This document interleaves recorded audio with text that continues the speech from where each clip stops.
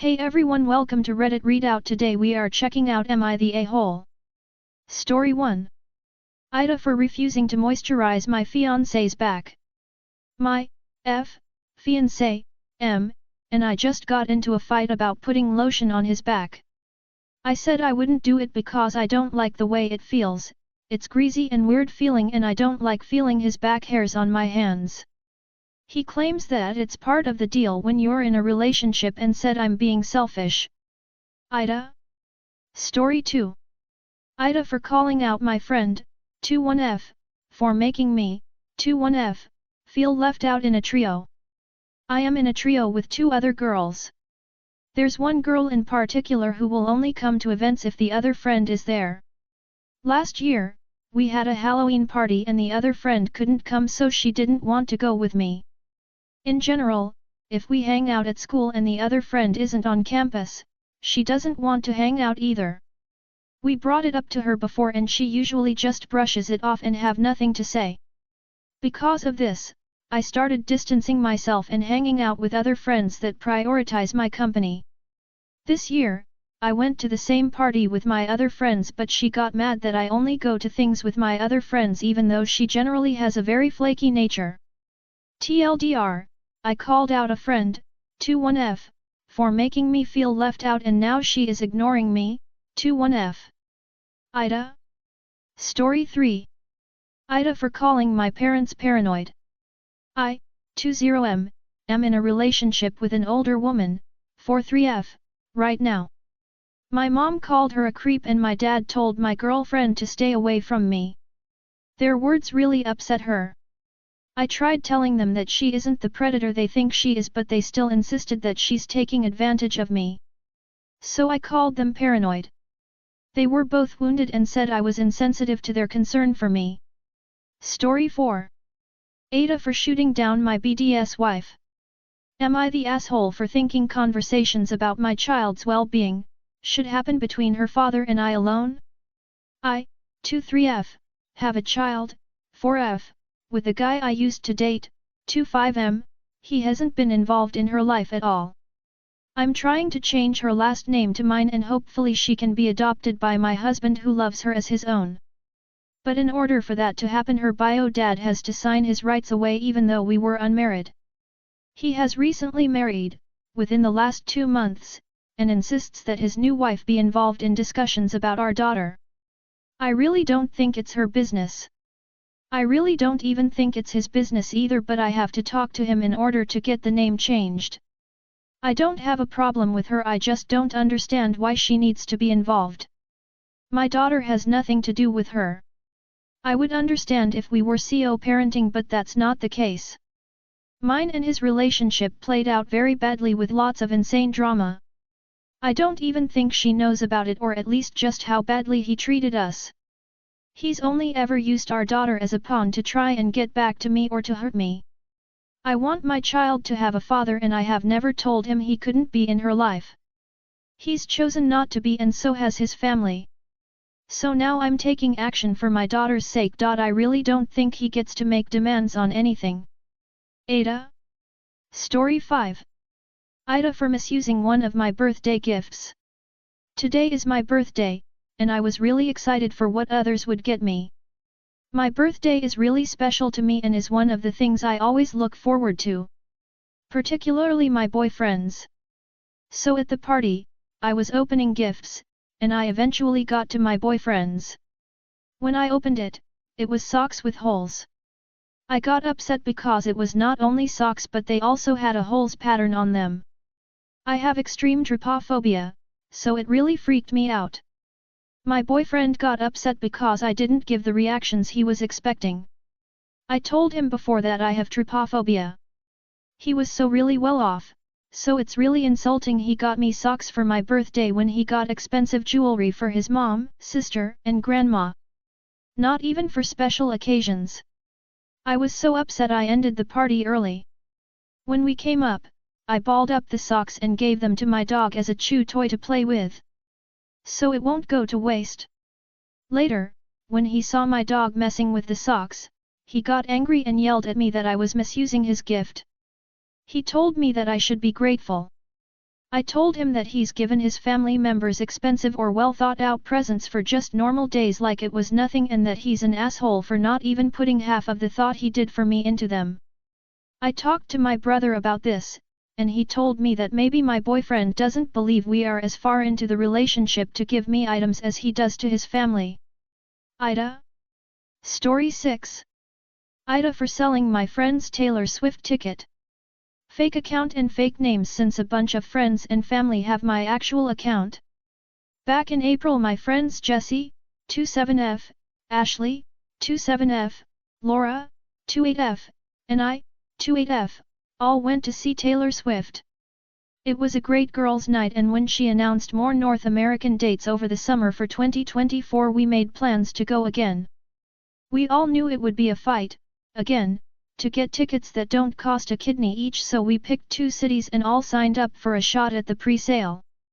Out of all of us I was the only one that got an actual code while the others got wait-listed.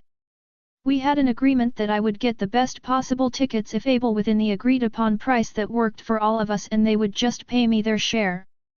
We all also agreed to split travel costs as well. The assigned ticket day comes in July and I'm actually able to get 4 awesome seats. I was floored. I hopped on the group chat to let Jessie, Ashley, and Laura know that we had tickets and how much each owed.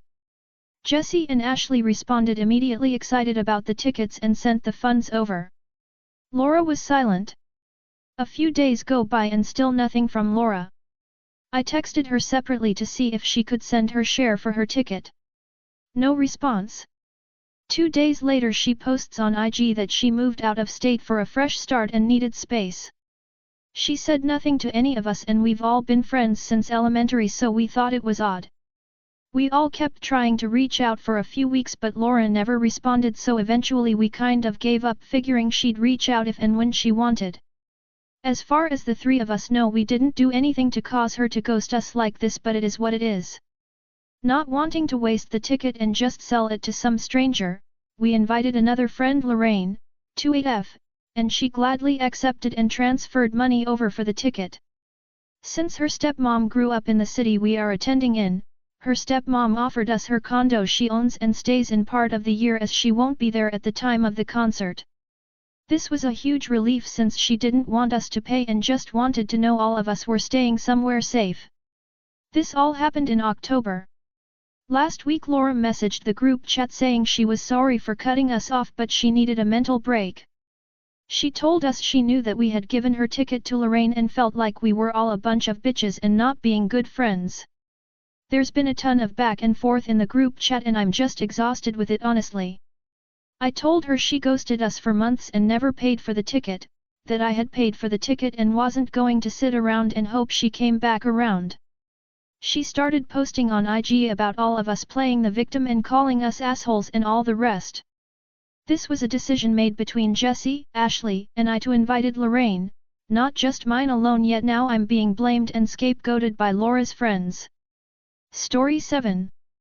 AITA for not opening my B-Day gift in video. For the last couple of years, I have had this friend group of 6 people, including me. At first, we were all very close, seeing each other every week, chatting constantly, etc. Over the years, things naturally changed. People moved to different places, got busier with life and romantic partners, etc. But the biggest change was when I had my baby 2 years ago, and they all kind of drifted away. We meet sometimes, and we have a group chat, but besides 2 closer friends, they don't talk with me unless they need something. Since we all became friends, we bought birthday gifts for each group member together. We open a group chat without said person, decide on a gift or several gifts, and buy them together. We usually buy gifts that cost like $500, and each person pays around $100. It's a lot of money for me, but even if they aren't my close friends anymore, I prefer to pay up and shut up about it. However, my gifts always seem smaller than the others, and less thought of. I liked cows one year, so they gave me a cow plushie. Handmade, but surely not $500 plushie.